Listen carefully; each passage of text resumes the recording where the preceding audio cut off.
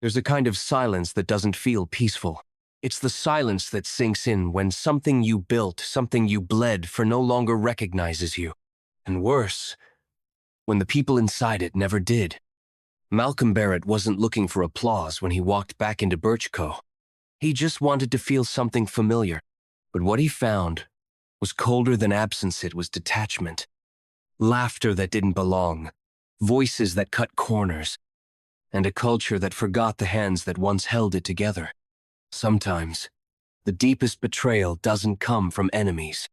It comes from neglect, from good people who look away, from leaders who vanish into busyness, and from dreams that slowly rot in plain sight because no one stayed to water them.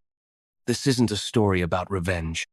It's about the quiet fight to bring something back to life, even when you're not sure it wants to live. Now, let's get started. Malcolm Barrett hadn't walked into the Birchco Café on Birch Street in over a year, not through the front door. Not as a regular customer. Not without someone alerting the staff that Mr. Barrett is on site. Today, there were no phone calls. No scheduled walkthroughs. Just him. A faded green hoodie, old jeans, and a pair of sneakers with scuffed soles. He looked like any other man trying to disappear into the morning. And that's exactly how he wanted it. The wind in Minneapolis that morning cut through layers like it held a personal grudge. Birch Street was just waking up. A dog barked 2 blocks down.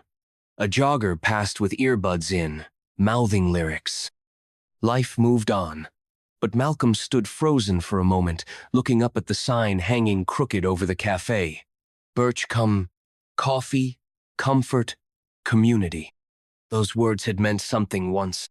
He tugged his hood lower and stepped through the door at 8:42 a.m. The warm smell of espresso hit him immediately, bold, nutty, slightly burnt at the edges. The hiss of the milk steamer, the faint clatter of ceramic, a Spotify playlist humming indie folk in the background. On the surface, everything felt as it should, but Malcolm wasn't here for surface. There was no good morning when he entered. No glance up, no smile. Just the barista Courtney, her black nails tapping on the screen of her phone, AirPods in, chewing something with slow disinterest. A second staffer leaned against the back counter, scrolling through TikTok, his apron untied and his name tag barely hanging on. Jalen. Malcolm stepped into line behind an elderly woman who seemed unsure whether to order or leave. No one greeted her either. Next? Courtney said flatly, still looking down. The woman stepped forward. Just a small chai and a blueberry scone. Courtney didn't look up. We're out of blueberry. You want banana nut? Oh, sure, I guess, the woman said. Malcolm watched her fumble with cash while Courtney barely acknowledged her. When it was his turn, he stepped forward slowly. Can I get a black coffee and an egg croissant? He asked, keeping his voice low. Courtney sighed as if he'd requested something absurd. That it? Yes, thanks. He handed her a 5 and a 1, watched her toss it in the register without a word, then stepped to the side. No eye contact, no receipt, no warmth. That's when it started. You see that dude? Jalen chuckled, slipping his phone into his back pocket. Definitely one of those shelter hires. Courtney snorted. Probably.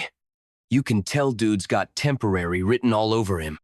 I swear, Jalen said, lowering his voice. They'll hire anyone now. Ever since the old man bailed, this place turned into a charity case. Courtney rolled her eyes. You mean Malcolm Barrett? Please. Dude vanished. Probably somewhere sipping cold brew in some co-op in Uptown pretending this place don't exist. Jalen laughed. I call him the ghost boss. Picture's still on the wall, though. Hilarious. Malcolm didn't move. Didn't blink. Just listened.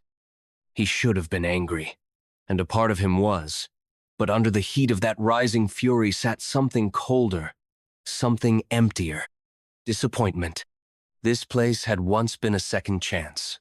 A warm table for people who needed dignity more than caffeine. A cafe born from the ashes of his mother's dream-saw woman who cooked for the church even when her arthritis begged her to stop. Birchco had never just been about coffee. But now, Now it was something else. Something hollow. He looked around. A mother was trying to hold a squirming toddler while waiting for her latte. No one had offered her a high chair. A man in a business suit kept checking his watch, eyes flicking toward the counter in frustration. A student with a book in her lap had been waiting 15 minutes for a muffin. There was no laughter, no rhythm, no warmth, just noise. Malcolm turned back to the counter. "Actually," he said, voice quiet but steady, "cancel that order." Courtney finally looked at him, just barely. "You sure?" "Yeah," he said. "Lost my appetite." He didn't slam the door, didn't raise his voice. He just walked out the same way he came, in quiet, unacknowledged, unseen. The sky had turned that dull shade of Minnesota gray, the kind that pressed on your chest. Malcolm sat in his car and stared at the cafe. The neon sign buzzed faintly, one corner flickering like it couldn't decide if it still worked. He drummed his fingers against the steering wheel, then rested his head back, eyes closed. What had he built? Birch Co. was supposed to be different. It was supposed to remind people they mattered, even on the days they felt invisible. And here he was, in his own cafe, hearing the staff talk like the mission had expired. He stayed there for 20 minutes, just watching. People came and went, nurses in scrubs, kids in school uniforms, construction workers with dust on their boots. A cross-section of the city, all funneling through that door, and none of them got what this place had promised. He finally stepped out and walked down the block. The corner gas station served burnt coffee and bad donuts, but he got a cup anyway. He needed the caffeine more than the flavor. As he rounded the back alley behind Birch Co., he noticed the old employee door, the one without a camera, the one used mostly for smoke breaks. He paused under the cracked window just above it, and that's when he heard it laughter. Loud, unfiltered, belly-deep laughter. He recognized the voice immediately. Brian, former line cook, recovery program graduate, now the cafe's shift supervisor. Malcolm had offered him a job when no one else would, and Brian had never missed a shift in 3 years. "I swear," Jalen's voice rang out again. "If Ghost Boss ever came back, he'd probably walk in wearing a monocle or some crap." Laughter erupted again. Courtney chimed in. "Or show up with some fancy clipboard like he invented coffee. Please." More laughter. Then silence. And Brian's voice quieter, slower cut through it. "You all know he started this place with nothing but a hot plate and an extension cord, right?" he said. "Yeah, so?" Jalen said, annoyed. Brian didn't raise his voice. "So, maybe you should watch how you talk." No one spoke. Then Jalen scoffed. "Man, relax. He ain't here." "That's not the point," Brian replied. "Some of us remember what this place was built on. Some of us still care." Malcolm stepped away from the wall. He didn't know whether to be proud of Brian or ashamed of himself. Maybe both. He'd planted a garden, but he hadn't watered it. And maybe, just maybe, he was losing more than a cafe. He was losing its soul. But not yet. Tomorrow, he'd be back. Not in a hoodie, not hiding, not silent. He was going to speak, but more importantly, he was going to listen first. That night, Malcolm didn't go home. He needed silence, Sanat, the kind that wraps around you like comfort, but the kind that demands you listen. So he drove past his apartment, past the grocery store where his name still showed up on vendor invoices, past everything familiar, and he checked into a low-rise business motel just off Hiawatha Avenue. The kind of place nobody asked questions, and the coffee in the lobby always tasted like regret. Room 217 smelled faintly of lemon cleaner and tired carpet. The curtains hung lopsided, but the desk was solid, and the chair didn't squeak. He sat down, opened a blank yellow legal pad, and just stared. The words wouldn't come at first. His hands hovered over the pen. His mind churned, but the page stayed empty. He didn't feel angry. Not exactly. Anger had heat. This felt colder, like erosion. Like finding the house you built now had cracks in the walls and mildew in the corners and wondering if you ever knew how to lay brick in the first place. Eventually, he wrote one word at the top of the page. Ghost. He circled it, then underlined it. Was that who he'd become? Malcolm had spent the last 14 months working on the next phase of Birch Co. He'd been building out a roastery, talking to regional investors, setting up licensing deals. On paper, it looked like success. But paper doesn't brew coffee. Paper doesn't see the kid at the counter who can't make eye contact because life has already told him he's too much trouble to help. He used to see those people. He used to be those people. Now, he wasn't sure what he saw anymore.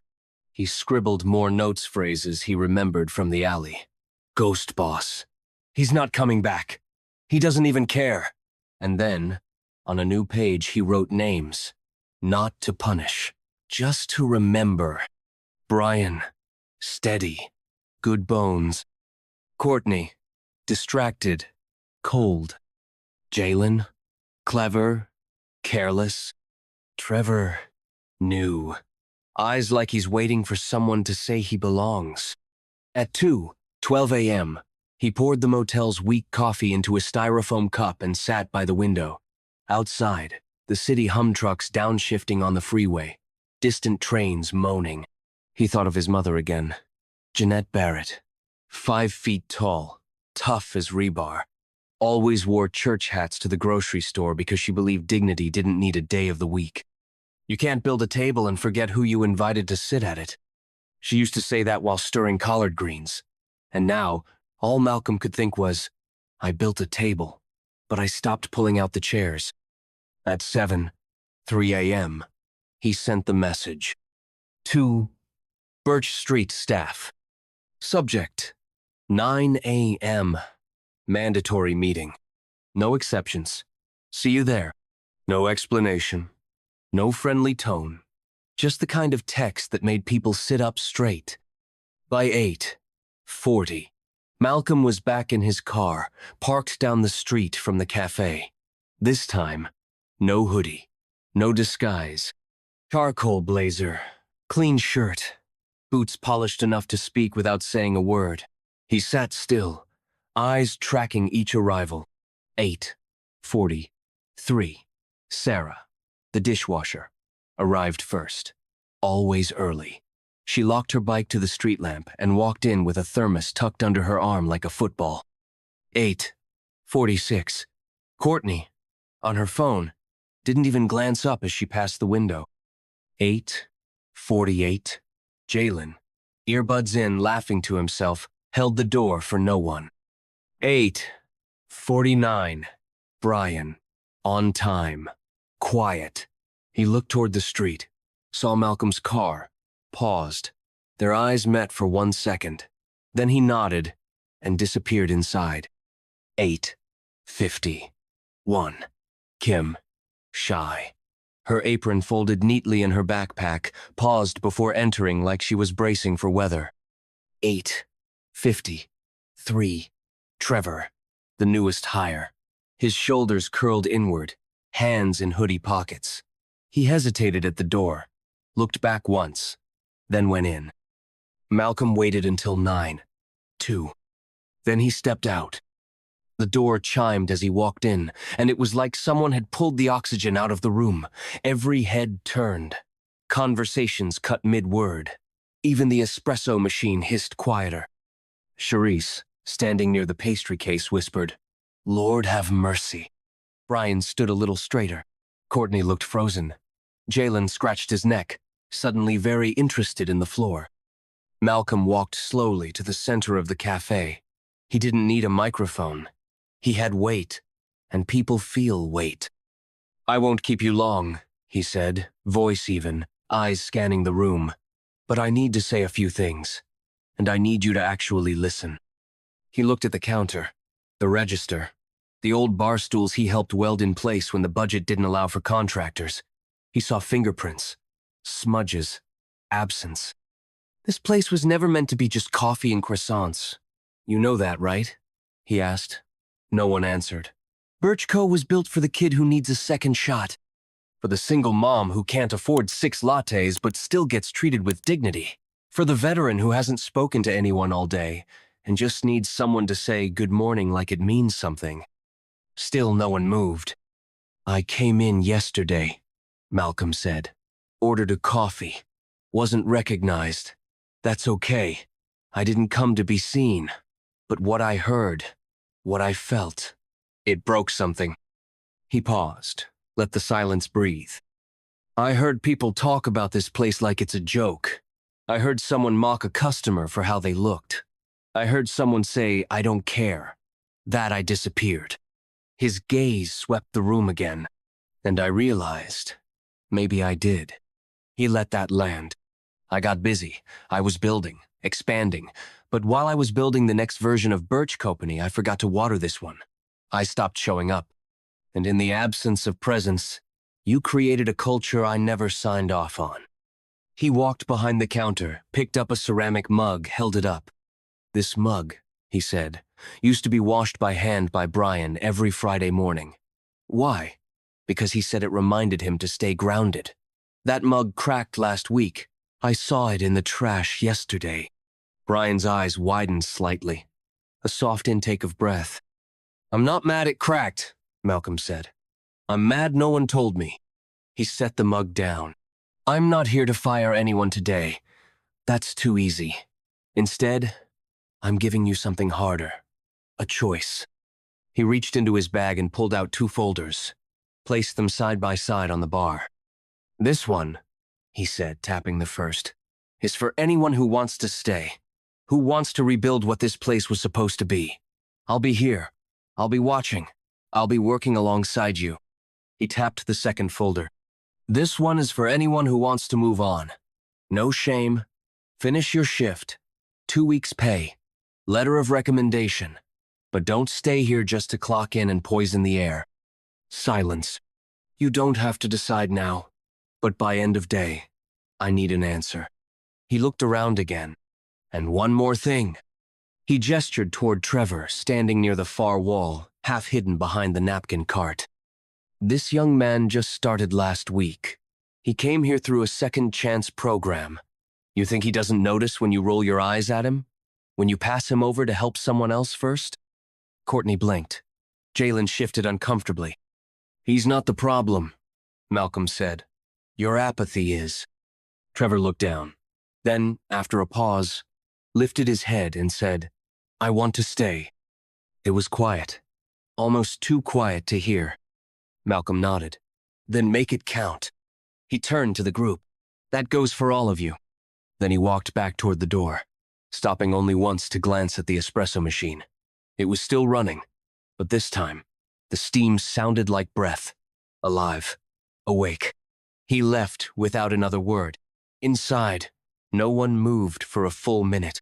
Then, slowly, Brian walked to the counter, picked up the first folder, opened it, and began to sign.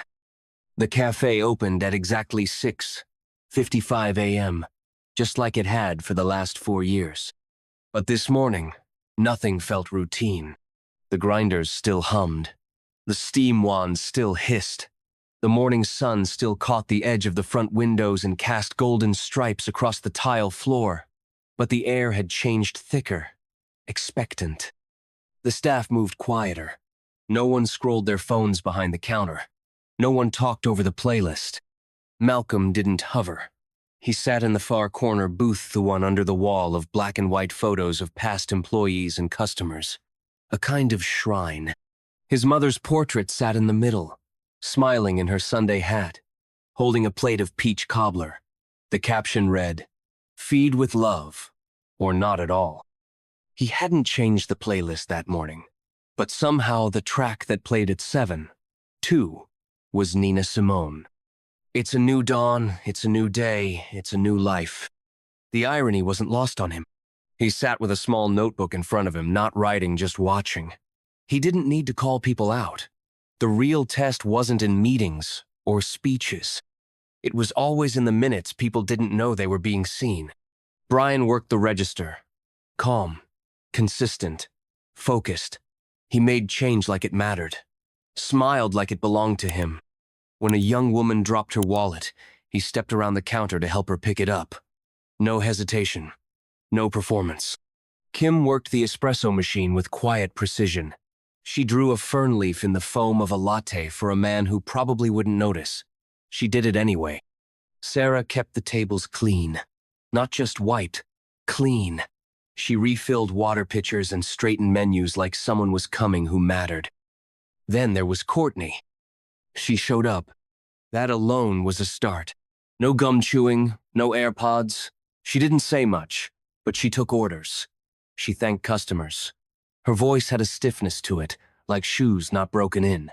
But she tried. She glanced at Malcolm only once all morning, nervous, uncertain. He didn't nod, didn't smile, just observed. Jalen stayed quiet, kept to the back mostly, handling restocks. When he did come up front, he didn't crack jokes or try to charm anyone. He looked small, not in stature, but in energy. Like someone who knew he'd gone too far but didn't know how to come back. And then, at 9:16 a.m., Trevor walked in. Malcolm had been waiting for him.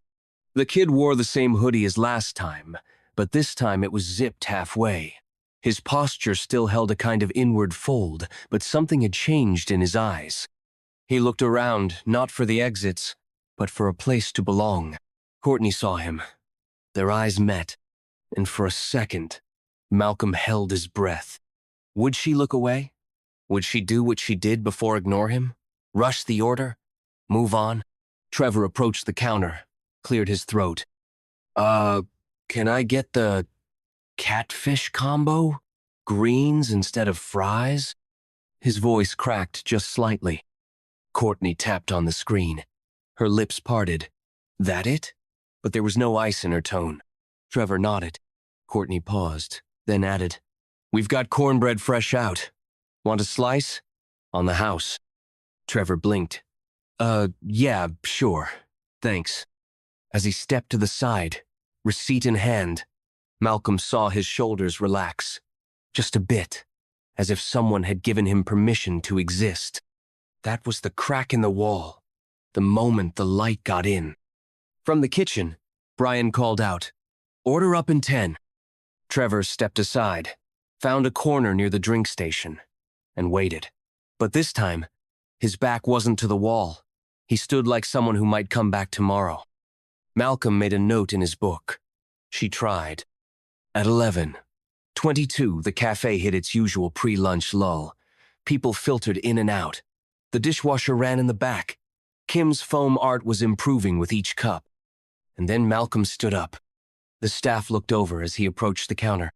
He leaned in slightly and asked Courtney, "You know who that was?" She blinked. "Who?"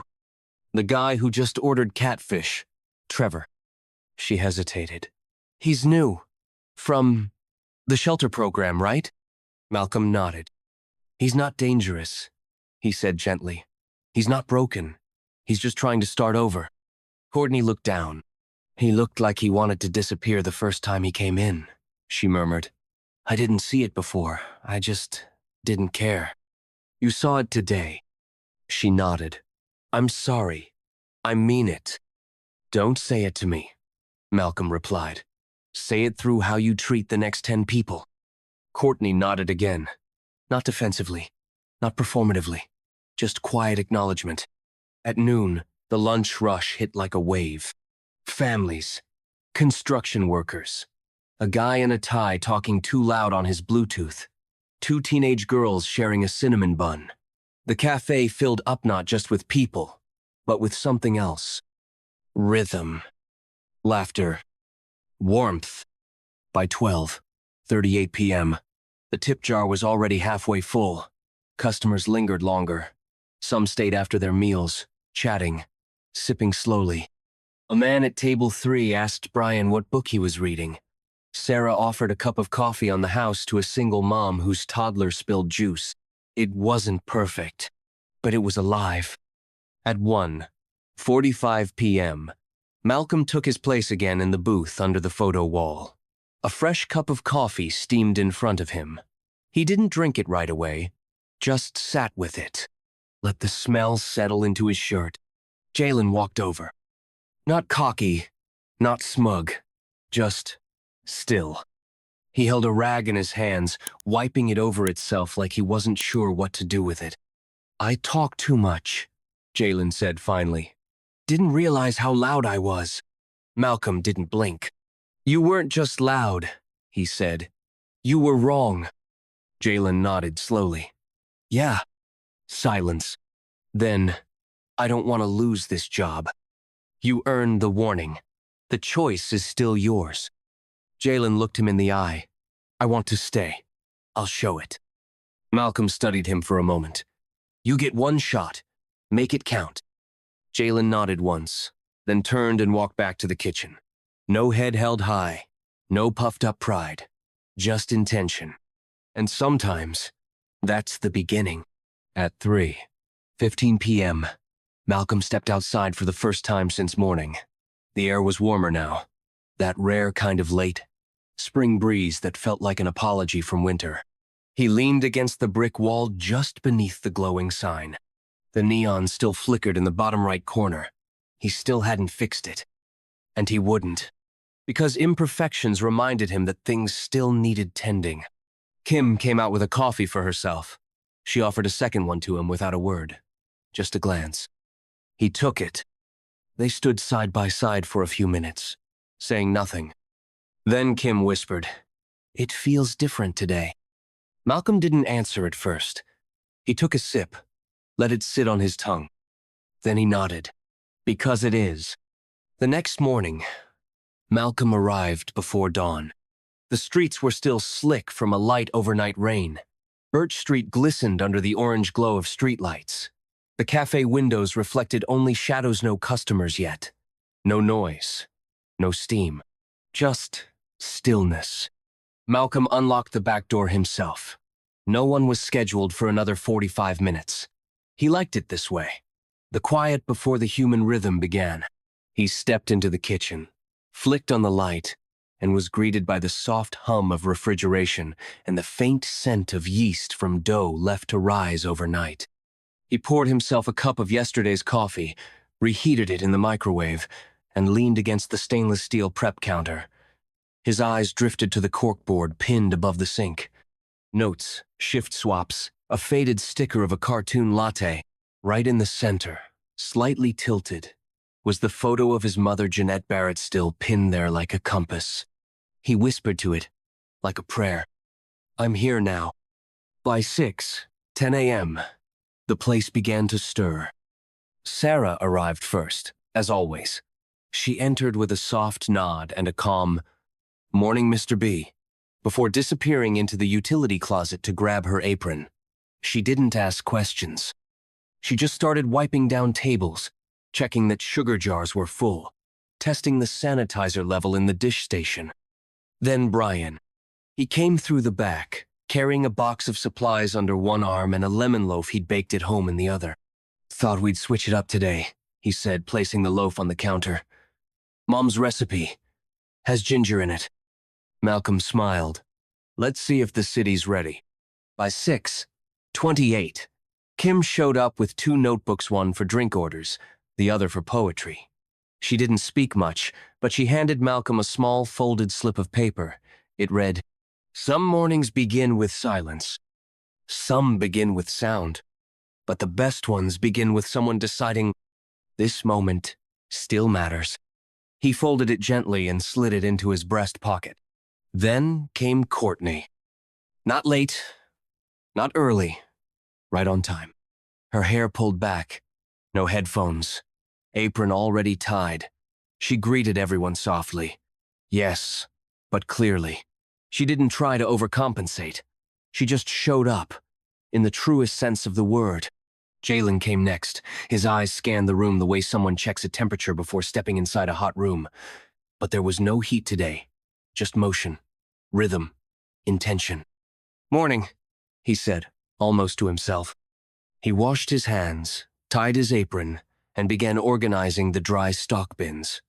Malcolm watched him work for a moment. No wasted steps, no muttered sarcasm. At 7, 0 a.m. Sharp. The doors opened. A woman with a stroller was first.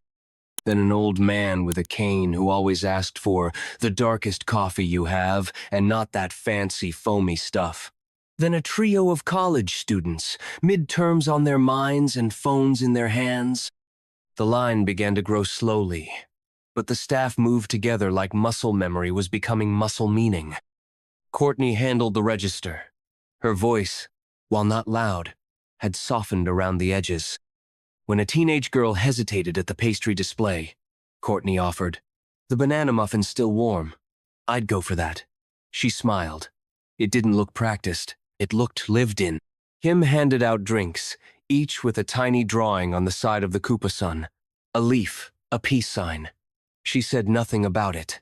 Just added them and moved on. Jalen stocked the fridge. When a kid knocked over the juice display, he knelt down beside him and helped pick it up. No sigh, no passive-aggressive comment, just hands and presence. Malcolm watched from the booth. He didn't take notes today. He didn't need to. Around 8:30 a.m., Trevor walked in. No hoodie, a collared shirt this time. Still buttoned too high, still slightly wrinkled, but his shoulders weren't hunched. His eyes scanned the cafe, and this time, he smiled first. Brian saw him and gave a quick nod toward the counter. "You got this," he said. Trevor nodded and stepped behind the bar. Today was his first shift at the front. Courtney stood beside him, showing him the register system. Her voice had patience in it. "This button's for combo meals. Double tap to swap sides. Don't stress we mess it up all the time." Trevor chuckled. "Got it. I think." Malcolm stood and walked to the counter. "How's it going?" he asked. Trevor straightened. "Better. I'm getting it." Malcolm nodded. "You're doing more than that." Courtney added, "He's picking it up fast. Probably better than Jalen's first week." Jalen from the kitchen shouted, "Hey, I heard that." Laughter rippled. Malcolm let it wash over him. It wasn't loud. It wasn't performative. It was human. At 10:47 a.m., a woman approached the counter. Mid-40s. Wore scrubs. Exhaustion clung to her like static. She looked up at Trevor and blinked. "You knew?" "Yes, ma'am," he said. "But I make a mean macchiato. Want to test me?" She cracked a smile. "Yeah, sure. Impress me." He nodded, spun around, and started prepping. Courtney whispered the order in his ear just in case. Kim stood nearby with a rag, wiping counters in rhythm with the espresso's hiss. Malcolm returned to his booth. He looked at the photo wall again. His mother's eyes seemed to be looking back at him now, not with judgment, but with calm approval. At noon, the rush hit again. The line curved near the door. The kitchen buzzed. Voices layered in harmony. The cafe had found its music again. Not a perfect symphony, but a new kind of noise. At 3:12 p.m., as the last of the lunch stragglers left and chairs were tucked back in, Malcolm gathered the staff for a quick debrief. No clipboard, no speech, just presence. "I watched all day," he said. "Didn't take notes.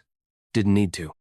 He looked around the circle, Brian wiping his hands on his apron, Courtney leaning slightly on the counter, Kim with her notebook open, Trevor standing taller than the day before, Jalen arms crossed but eyes open.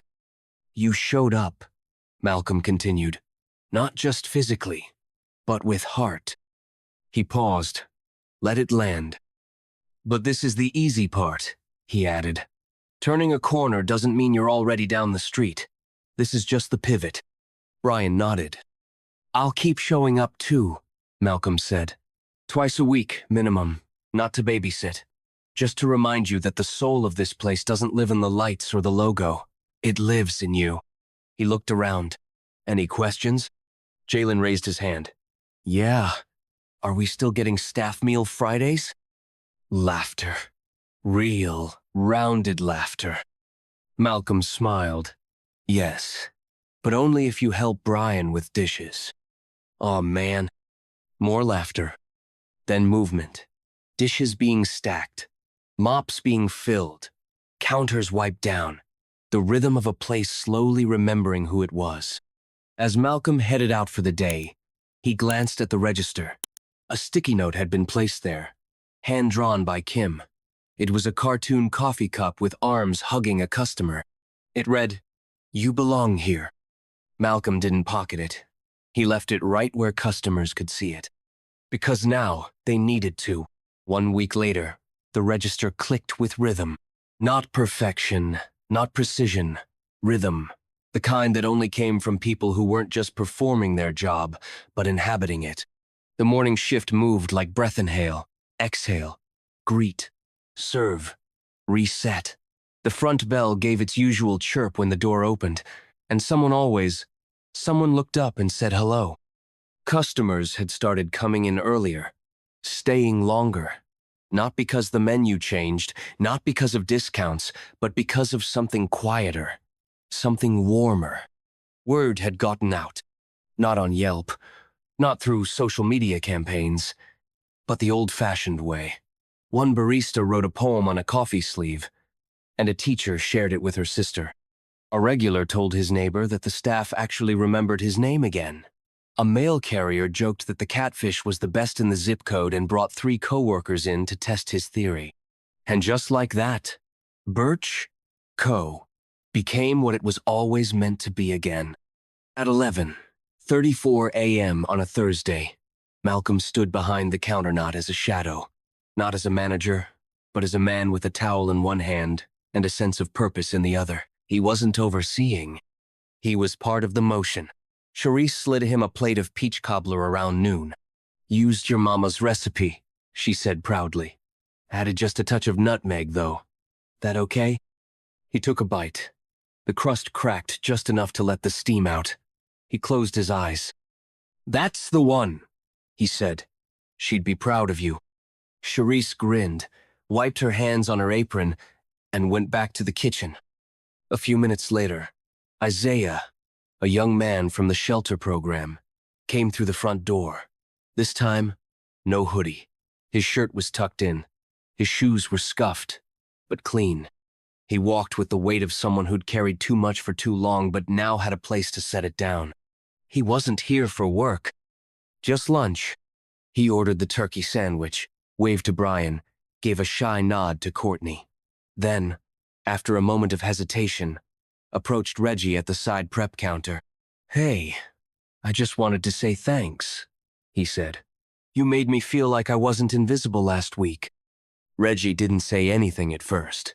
He just reached out, clasped Isaiah's shoulder and said, "That's what this place is for." Later that afternoon, as the cafe settled into its quieter rhythm, Malcolm stepped out back for air. The alley still smelled like coffee grounds and rain. The neon sign above the front flickered slightly in one corner, just like before.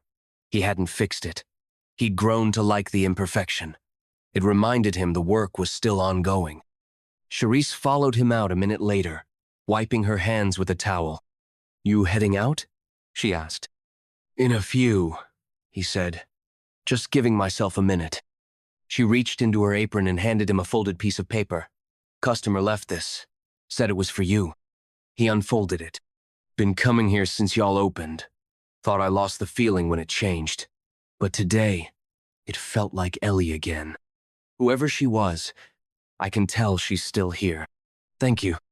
Malcolm read it twice, folded it carefully, slipped it into his back pocket like something sacred. He looked up at the neon sign one more time and whispered, "We're still watering, Grandma." Then he turned back inside. It was a Sunday, usually slow.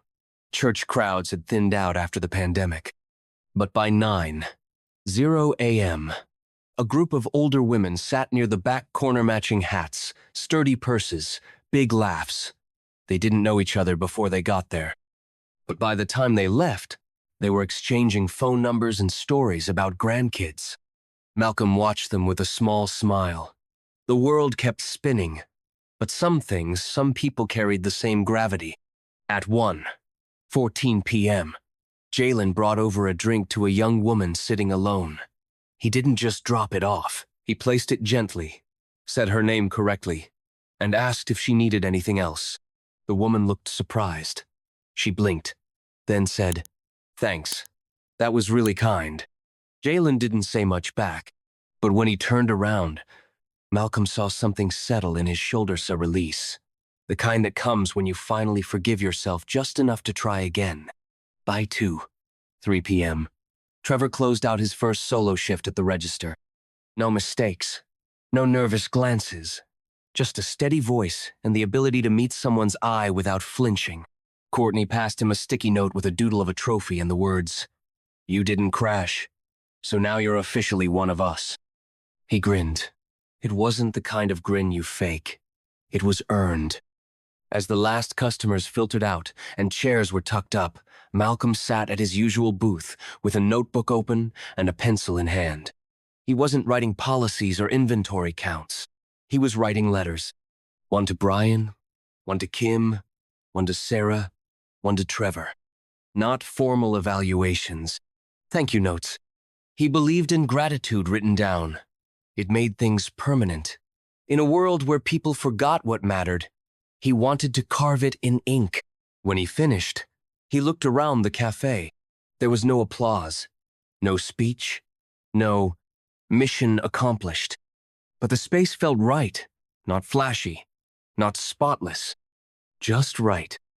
And then, without warning, Courtney walked over and slid into the booth across from him. "Hey," she said. Malcolm looked up. "Hey." She looked nervous, a kind of tightness in her fingers as they drummed the edge of the table. "I turned in the first folder last week," she said, "but I wasn't sure if I'd last." "You're still here?" "Yeah, but I kept thinking you'd change your mind. About me." Malcolm didn't answer right away. Then he said, "You're not here to be perfect. You're here to be present. That's what I've seen." Courtney exhaled. "I don't know what kind of person I was becoming before," she admitted, "but I didn't like her. This place made me want to be different." "You did that," Malcolm said. "Not the place. But if this place gave you the mirror to see it, that's enough for me." Courtney smiled. Small, real. Then she stood, nodded once, and headed for the back to clock out. That night, as Malcolm locked up the cafe, the last rays of sunset caught the window and cast a soft golden glow over the countertop. The place was quiet. He turned off the lights one by one, walking slowly, as if to let the spirit of the day linger just a bit longer. In the kitchen, the photo of his mother still watched over the room. He paused in front of it. "I almost lost this place," he whispered, "but we're still watering." He stepped outside, locked the front door, and leaned against the brick wall for a moment longer. The neon flickered once, twice, then held steady. Just enough light to show the way. Sometimes healing doesn't arrive with fanfare. It slips in quietly through a changed tone at the register, a second chance given at the right time, or the quiet pride of someone deciding to show up, even when no one asked them to. What happened at Birchco wasn't about redemption in the grand sense. It was about returning to intention, to presence, to the kind of dignity that doesn't need to be declared, it's simply practiced, one shift at a time. If you felt something today, if you saw a bit of yourself in Trevor, or Courtney, or even in Malcolm, take a breath and remember, we are not defined by how far we've drifted, but by the courage it takes to come back. If this story moved you, we'd love for you to subscribe and stay connected. Leave a comment. Share your reflections. We read every one. And if you know someone who's rebuilding something quietly, maybe send this their way. Because like Malcolm whispered to the woman in the photo, we're still watering. Stay tuned.